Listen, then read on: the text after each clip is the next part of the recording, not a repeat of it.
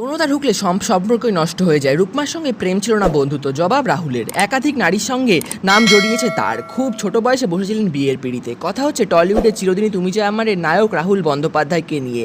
এই সিনেমায় কাজ করার সময় থেকে প্রেম হয় রাহুলের ছবির নায়িকা প্রিয়াঙ্কা সরকারের সঙ্গে। ছবি ছিল সুপার ডুপার হিট। 2008 সালে মুক্তি পাওয়া এই ছবির 2010 সালে প্রিয়াঙ্কার সঙ্গে বিয়ে করে নেন, যদিও 2017 সাল নাগাদ আদালতে ডিভোর্সের আবেদন করেন। তারপর রাহুলের সঙ্গে নাম জড়িয়েছে সন্দীপ্তা সেন, রুকমা রায় সহ আরও নানা অভিনেত্রীর। দেশের মাটি করার সময় রাহুলের সঙ্গে নাম জড়ায় রুকমার। তারপর রুকমার জুটি আরেকটি সিরিয়াল করে লালকুটি। সেই সময় দুজনকে নিয়ে একাধিক ফ্যান পেজ খোলা হয়েছিল। কি তাদের সম্পর্কের সমীকরণ?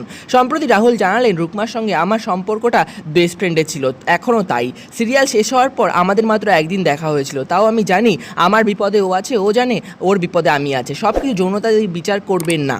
আসলে যৌনতা যখন কোনো সম্পর্কে ঢুকে যায় সেটা অনেক জটিল হয়ে পড়ে। আমরা আর রুকমার সম্পর্ক জটিল নয়, তার কারণ আমাদের সম্পর্কে